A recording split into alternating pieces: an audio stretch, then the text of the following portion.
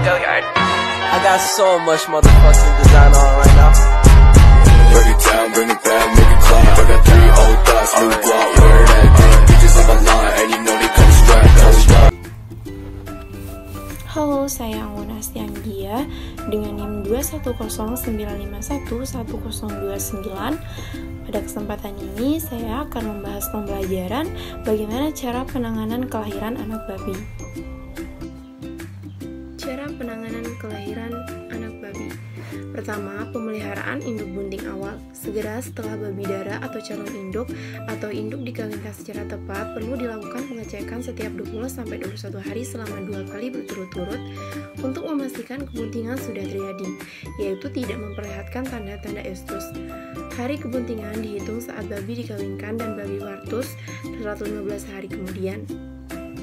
Tahap kedua yaitu pemeliharaan pada akhir kebuntingan. Sebulan sebelum tanggal penetapan kelahiran disebut sebagai masa kebuntingan akhir. Jika memungkinkan, persiapkan kandang khusus untuk wartus. Pada akhir kebuntingan ini, induk tidak dicampur dengan induk kering atau status lainnya. Kandang harus cukup ruangan untuk induk berjalan-jalan yang berguna untuk mempelajari peredaran darah saat proses kelahirannya nanti. Induk dan kandang harus selalu bersih. Seminggu sebelum partus, induk diperkenalkan dengan kandang beranak. Hal ini perlu untuk induk beradaptasi dengan lingkungan kandang yang baru. Sebelum dimasukkan induk untuk beranak, kandang didesinfeksi dan induk dimandikan, yakni dibersihkan dengan sabun dan air hangat. Tahap ketiga yaitu pemberian makan induk bunting. Keinginan memberikan makan induk babi sebanyak mungkin agar menghasilkan air susu sebanyak mungkin. Mempertahankan kondisi tubuh jumlah besar, anak-anak tetap berat.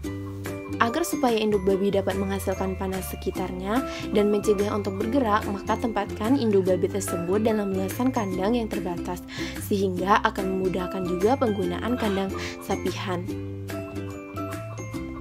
Lalu tahap keempat, proses beranak.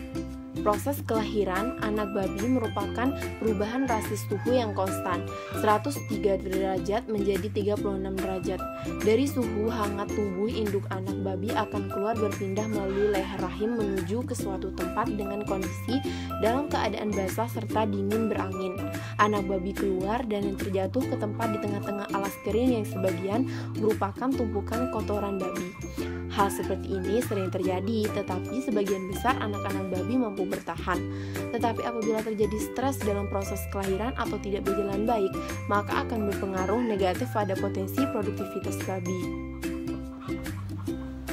Tahap kelima yaitu proses partus induk babi.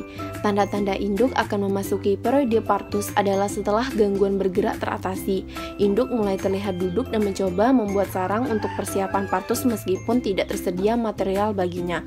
Selanjutnya, peternak akan mengarahkan induk babi ke kandang tempat beranak. Suhu tubuhnya meningkat dan mulai terlihat tanda kesakitan. Kontraksi datang cepat dan terlihat mulai ganas karena rasa sakitnya. Setelah mengalami kelelahan beberapa jam, induk tua dapat mengatur kondisi otot yang baik sebelum proses partus. Jika beranak dengan jumlah liter size 13 dalam selama waktu 20 menit per kelahiran, maka akan memakan waktu rata-rata 260 menit atau 4 jam lebih. Kemudian tahap keenam yaitu pemberian makanan pada induk menyusui. Setelah beranak atau proses partus sampai beberapa hari, nafsu makan induk babi pun menurun. Karena itu, perlu pemberian air minum yang banyak. Setelah 3 hari, ransum makanan induk diberikan agar produktivitas air susu induk sesuai dengan jumlah anak. Tahap terakhir yaitu pemeliharaan anak babi yang baru lahir. 3 hari pertama setelah beranak merupakan masa kritis sebab anak babi sangat peka terhadap berbagai bahaya. Tanpa bulu-bulu yang cukup untuk melindungi tubuhnya, anak-anak babi sangat peka terhadap udara dingin, kemungkinan terinjak atau terhimpit oleh induk, atau kelaparan bila produksi susu induk jelek sehingga anak kekurangan gizi dan lemah. Sekian video pembelajaran dari saya, semoga bermanfaat. Hi, fuck